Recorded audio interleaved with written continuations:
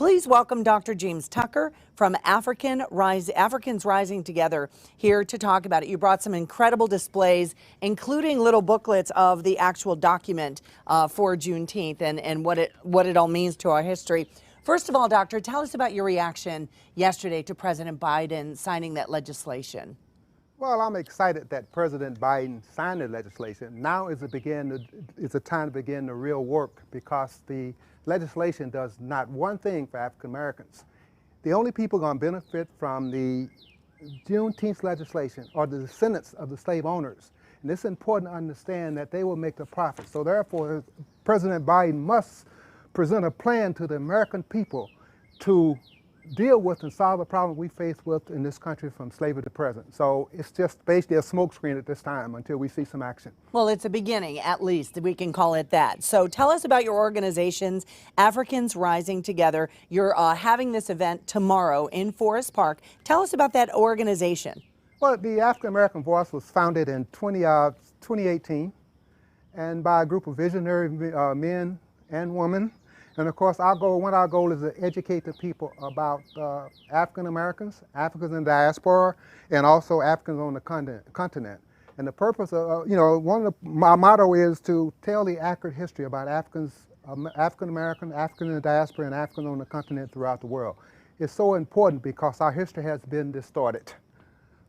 And I was just asking, I see a little thing there. There is a Juneteenth flag. It's a symbol there, right there. I was literally just asking this in the, right there. There it is. I didn't know there was an actual symbol for Juneteenth. So there it is. I'm sure we'll be seeing it on T-shirts and such, correct? That's correct. Yeah. But you got to also understand that that flag actually started out representing the state of Texas. The people in Texas did not want to have an interest in Juneteenth as a whole. They'll distort history because Dr. Ron Myers, who was the founder of the National Juneteenth Observance Foundation, and everyone and their mama want to take credit from him. But he passed in 2018. And it's important to understand that Dr. Myers nationalized Juneteenth, not the people in Texas, not openly.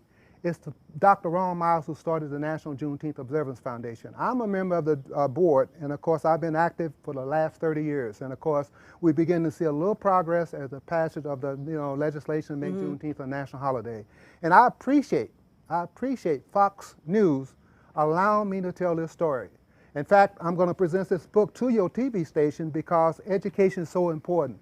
And of course this book, I'm going to present it to Fox News because you're the first station to really take respect Art 2063 and recognize Juneteenth the way it should be recognized in this country. And this is available for folks to buy. Where can they get it? There's a limited edition. Ah, of course. All right, can they get it tomorrow at the event? They will not be able to get it tomorrow. Oh, there you go. Well, you can maybe ask Dr. Taylor. I will be giving some of the volunteers a copy of this book, but there's a limited edition. However, I would like to say that we will be publishing a pamphlet to tell the true history and accurate history of Juneteenth because it has not been told properly. Well, I think the dialogue is beginning, and I think a lot more people are talking about it. And tomorrow you're having this big event, Cricket Field, from 7 a.m. to 3 p.m. And its registration is $18.65, which of course is symbolic of the year all this happened. We will have a link for everybody interested in going tomorrow, and that's happening at the Cricket Field in Forest Park. We'll have a link to that on our website as well as our Fox 2 mobile app. We sure appreciate you coming on today. It's important to understand when you attend the event, you will have an opportunity to walk through history. That will be a part of our